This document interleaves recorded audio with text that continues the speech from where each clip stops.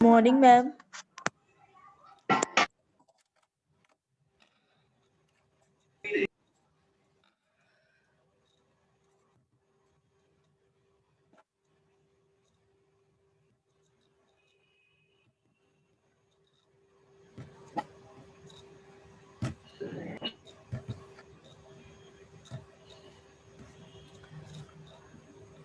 Good morning girls, आप Good लोगों को आवाज morning. आ रही है? Good morning, ma'am. मैम सुनिए ना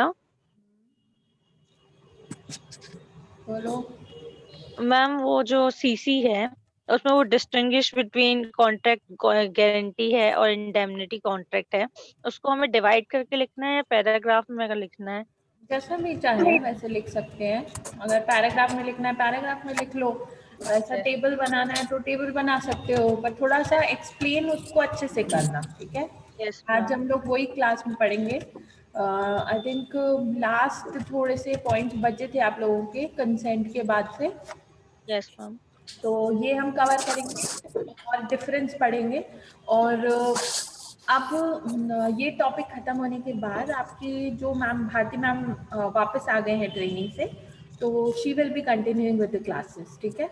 तो आप लोगों की बिजनेस लॉ की क्लास आगे के टॉपिक्स वो ही कवर करेंगी, मैं कवर नहीं करूँगी, ठीक है। जो मैंने पढ़ा है अभी तक उसमें आप लोग देख लेना, रिवाइज कर लेना। अगर कोई डाउट होता है, कोई दिक्कत है उन टॉपिक्स में तो बताना मुझे, तो एक दिन हम क्लास रख लेंगे, ठीक है।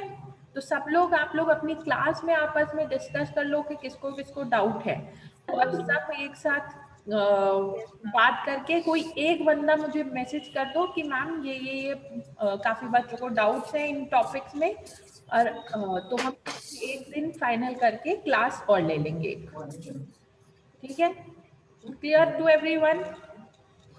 Yes Yes, ma'am. ma'am. Yes ma'am. आपकी एंटरप्रेन्योरशिप की क्लास मैं ही लूंगी, पर बिजनेस लॉ की क्लासेस अब आपकी भारती मैम देंगी, ठीक है। चलिए, तो आज टेक्निकली हमारी लास्ट क्लास रहेगी, ओके। तो हमने यहाँ तक पढ़ा था, एसेंशियल्स पढ़ रहे थे हम ऑफ अ वैलिड कॉन्ट्रैक्ट। इसमें हमें ट्रिपार्टाइट कॉन्ट्रैक्ट पढ़ना है या ट्रिपार्टाइट एग्रीमेंट। तो जब हम ट्रिपार्टाइट की बात करते हैं, it means that a guarantee contract is made up of 3 different separate contracts, ठीक है। इस एक कॉन्ट्रैक्ट में, एक गारंटी कॉन्ट्रैक्ट में 3 अलग अलग कॉन्ट्रैक्ट इन्वॉल्व होते हैं, ठीक है।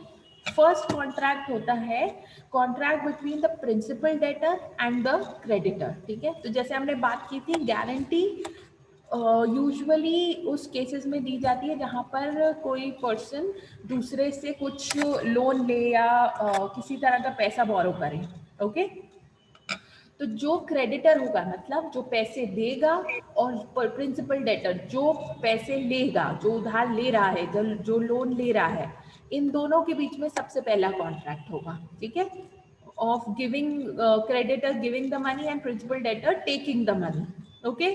Contract between the principal debtor and the creditor on the basis of a guarantee for the debt arises, ठीक है। तो ये एक फर्स्ट कॉन्ट्रैक्ट है। सेकंड कॉन्ट्रैक्ट होता है agreement between principal debtor and the surety, ठीक है। सेकंड कॉन्ट्रैक्ट इन दोनों के बीच में होता है कि ये दोनों आपस में ये अग्री करते हैं कि अगर प्रिंसिपल डेटर पैसे नहीं पे कर पाया तो उसके बिहाफ पे श्योरिटी पैसे देने की गारंटी ले ले, ठीक है। So agreement between the principal debtor and the surety, in which the principal debtor accepts the responsibility of to indemnify the surety if the payment is required to be made by the surety, okay. So this is the second contract कि principal debtor की responsibility है कि surety को communicate करे और उसकी consent ले कि अगर ऐसा कुछ होता है कि वो पैसे नहीं पे कर पाता तो श्योरिटी उसके बिहाफ पर पैसे पे करेगा, ठीक है। तो उसकी कंसेंट एक बार उसने ले ली। देन थर्ड कॉन्ट्रैक्ट होता है contract between the creditor and the surety, ठीक है। तो सबसे पहले हमने क्या किया, प्रिंसिपल डेटर और क्रेडिटर के बीच में सेकेंड किया प्रिंसिपल डेटर और श्योरिटी के बीच में, और थर्ड होगा क्रेडिटर और श्योरिटी के बीच में, ठीक है। Contract between the creditor and the surety in which the surety promises to undertake the payment of the debt of the principal debtor in case the principal debtor defaults in his payment. मतलब creditor को ये चीज inform करी जाती है कि अगर principal debtor payment नहीं कर पाता है किसी वजह से, तो श्योरिटी इज द पार्टी जिससे वो पेमेंट क्लेम कर सकता है, ठीक है। तो ये 3 सेपरेट कॉन्ट्रैक्ट्स होते हैं, इसीलिए इसको ट्रिपार्टाइट अग्रीमेंट कहा जाता है। मूविंग ऑन, नेक्स्ट होता है कंसेंट, ठीक है। सेकेंड वैलिडिटी एसेंशियल है आपका। Since the contract of guarantee involves the creditor, principal debtor and the surety, it is necessary that all the 3 parties agree to the contract, ठीक है। अब यहाँ पर consent बहुत important है। consent का मतलब होता है रजामंदी, ठीक है। अगर एक भी पार्टी अग्री नहीं हुई इस ट्रिपार्टाइट अग्रीमेंट में, मतलब 3 जो सेपरेट कॉन्ट्रैक्ट्स होने हैं उनमें से एक भी पार्टी अगर अग्री नहीं हो रही है, तो दैट मीन्स के वैलिड नहीं माना जाएगा गारंटी कॉन्ट्रैक्ट, ठीक है। सो contract of guarantee involves creditor, principal debtor and the surety, and it is necessary that all the 3 parties agree to the contract, ठीक है। तीनों को कोई दिक्कत नहीं होनी चाहिए उस कॉन्ट्रैक्ट में। एग्जाम्पल देखते हैं इसका। Abu sells 5 air conditioner to Sara, ठीक है। अबू ने सारा को 5 एसी सेल किए। ही लेटर रिक्वेस्ट सोनू टू पे इफ सारा डिफॉल्ट्स इन हर पेमेंट, ठीक है। तो अबू ने 5 एयर कंडीशनर्स सारा को सेल किए और अबू ने सोनू से बोला कि अगर सारा पेमेंट नहीं कर पाती है तो तुम मुझे पेमेंट करना। Sonu can not become a surety without the consent of सारा, ठीक है। तो अबू ने अपनी मर्जी से ही सोनू को बोल दिया कि अरे तुम अगर सारा पे नहीं कर पाती तो तुम पे करना, ठीक है। But without the contract the consent between Sonu and सारा, सोनू पेमेंट करने के लिए लायबल नहीं है, ओके। तो तीनों पार्टीज को इस सब चीजों की इंफॉर्मेशन होनी चाहिए और तीनों अग्री होने चाहिए, तभी ये एक वैलिड गारंटी कॉन्ट्रैक्ट बनेगा। Clear to everyone? यस और no?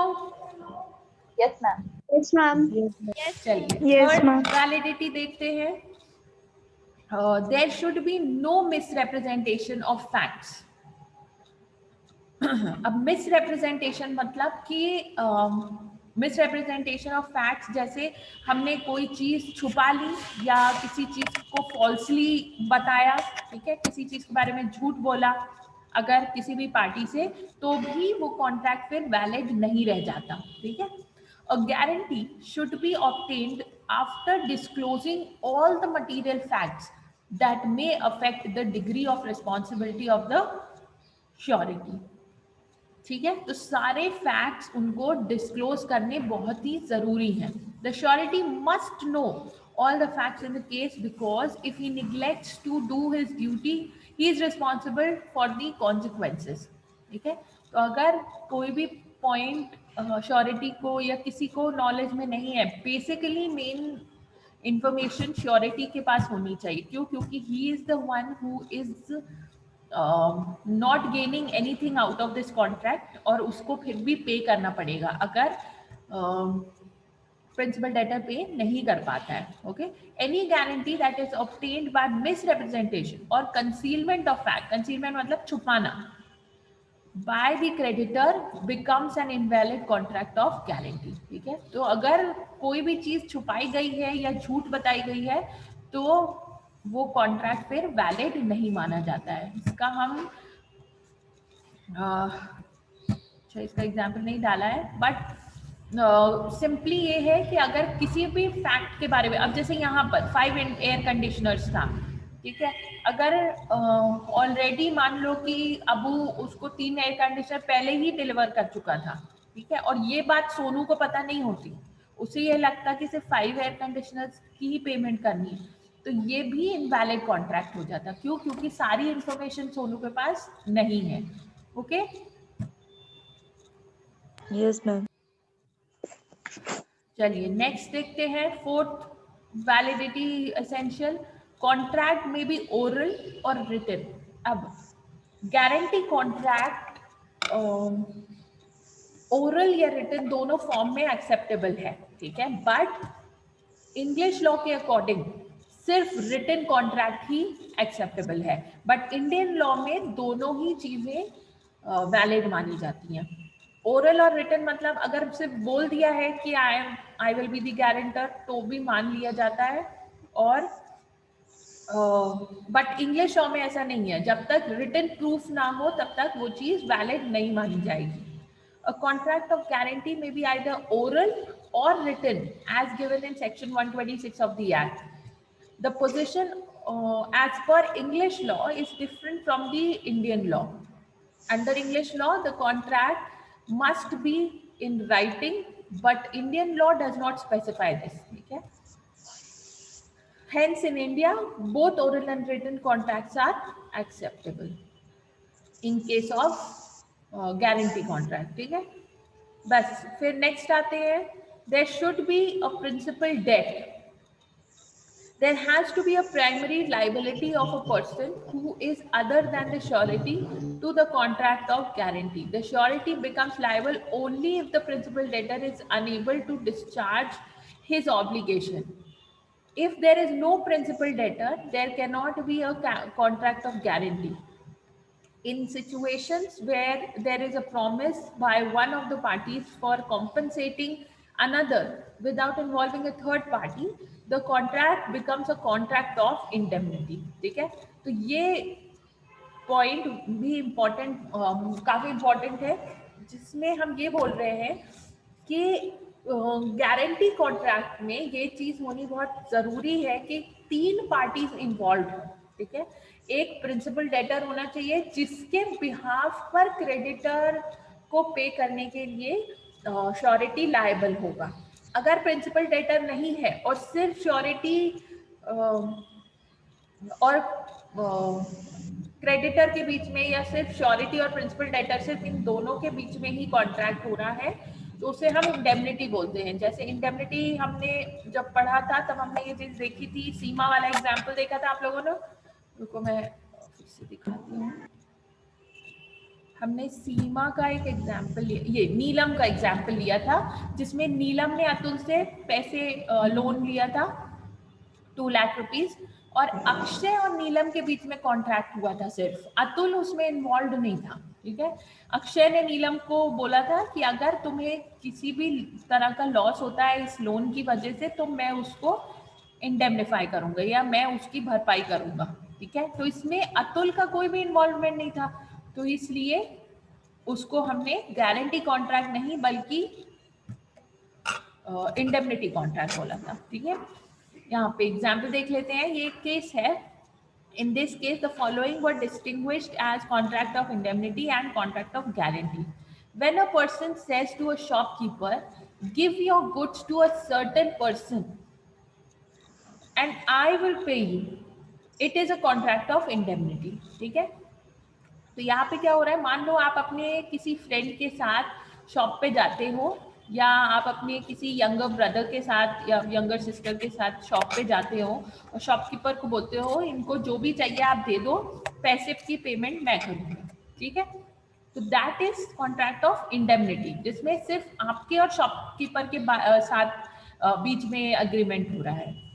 And when a person goes with another to the shop and tells the shopkeeper, if my friend does not pay for the goods you are giving him, I will pay for it, that becomes a contract of guarantee। ठीक है, तो इस case में आप अपने friend या अपने sister cousin जिसके साथ भी जा रहे हो वो शॉप पे, और आप ये बोल रहे हो कि अगर वो पे नहीं करते हैं तो मैं पे करूंगी, तो ऐसे सिचुएशन को हम गारंटी कॉन्ट्रैक्ट में काउंट करते हैं, इंडेमनिटी में नहीं। डिफरेंस क्लियर हुआ दोनों में? Yes ma'am. बराबर बता दीजिए फिर से। देखो यहाँ पर इन दोनों केसेस में फर्स्ट केस में क्या हो रहा है कि मैं जो दूसरी पार्टी है जो सामान ले रही है उससे मैं पेमेंट एक्सपेक्ट ही नहीं कर रही, ठीक है। मैं अपने आप से ही बोल रही हूँ शॉपकीपर को कि अगर आप इसको कोई सामान देते हो तो उसकी पेमेंट मैं ही करूंगी, उससे पैसे मत मांगना, ओके।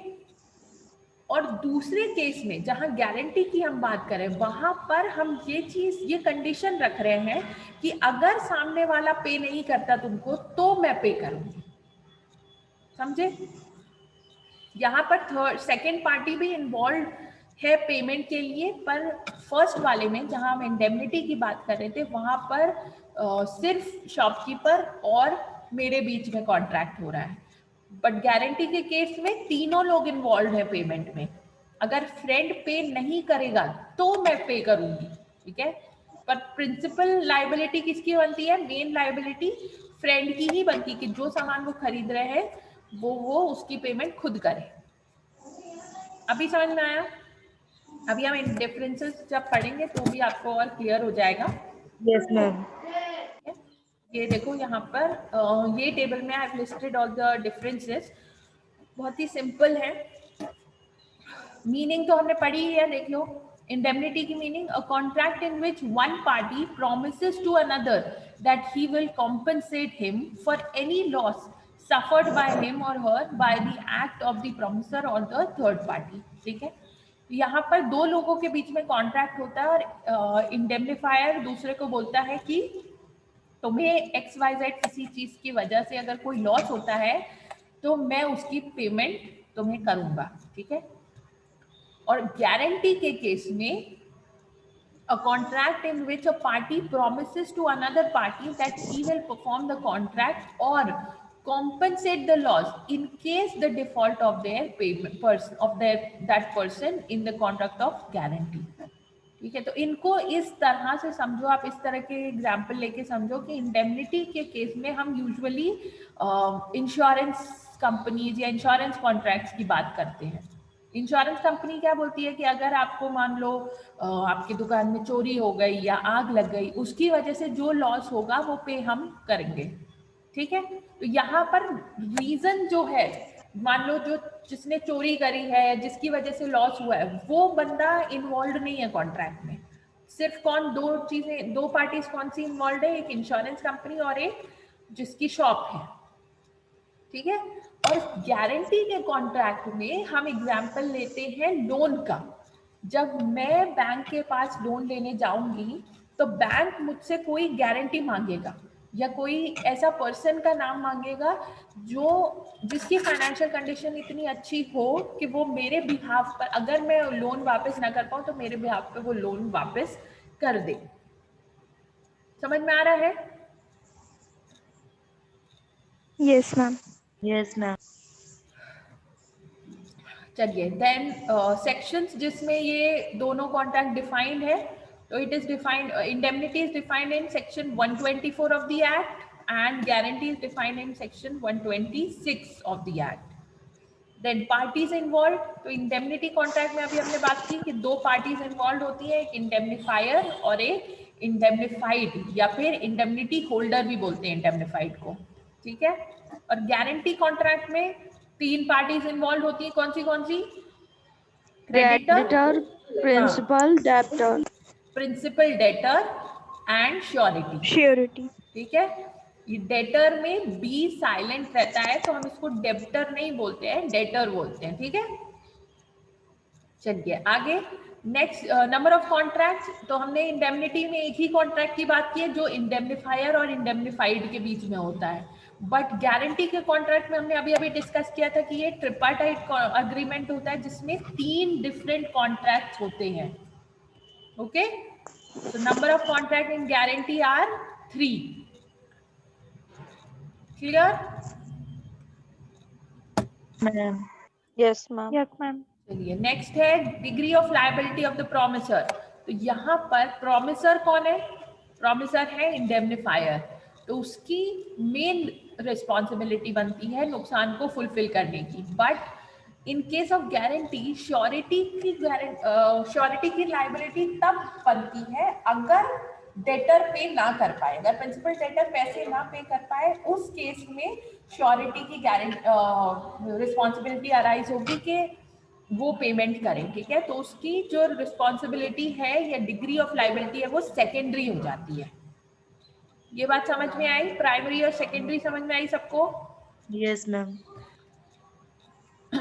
चलिए नेक्स्ट, यहाँ पर हम इस गारंटी में श्योरिटी को प्राइमरी रिस्पॉन्सिबिलिटी इसलिए नहीं बोल रहे क्योंकि जब ये गारंटी का कॉन्ट्रैक्ट होता है तो श्योरिटी को 100% पे करने का कोई लायबिलिटी नहीं होती है ना, उसकी लायबिलिटी तभी अराइज होगी अगर प्रिंसिपल डेटर पे ना कर पाए, ठीक है।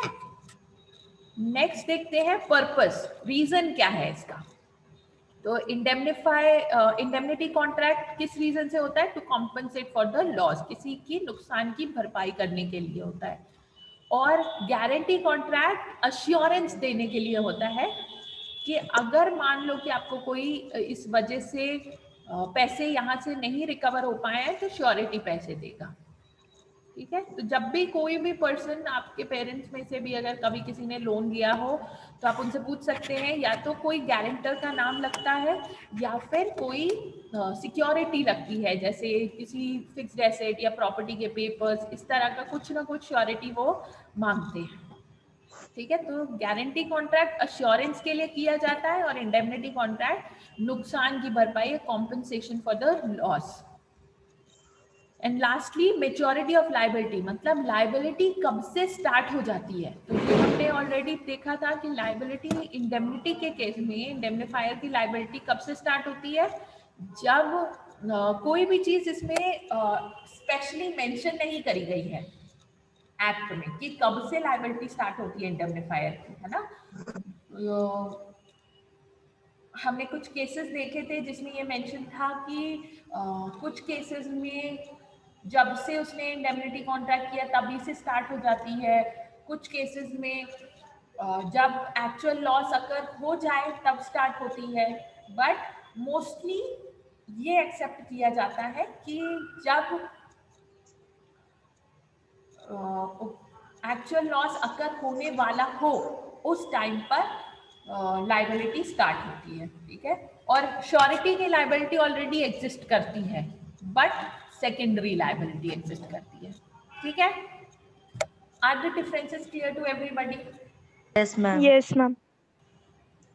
चलिए, तो अब आप लोग पढ़ लेना इसको, ठीक है, और अपने वर्ड्स में डिस्क्राइब करके आपको लिखना है अपनी कॉपीज में। इतना काम आप लोग सब लोगों की रिस्पॉन्सिबिलिटी कर लें।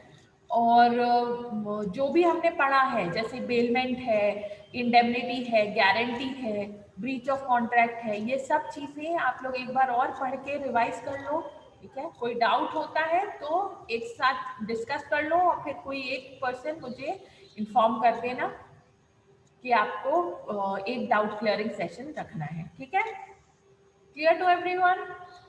Yes ma'am. चलिए, तो we'll end the class here today. Yes, thank you ma'am. सब लोगों ने अपना वो लिख दिया है, अटेंडेंस लिख दी है चैट बॉक्स में? Yes ma'am.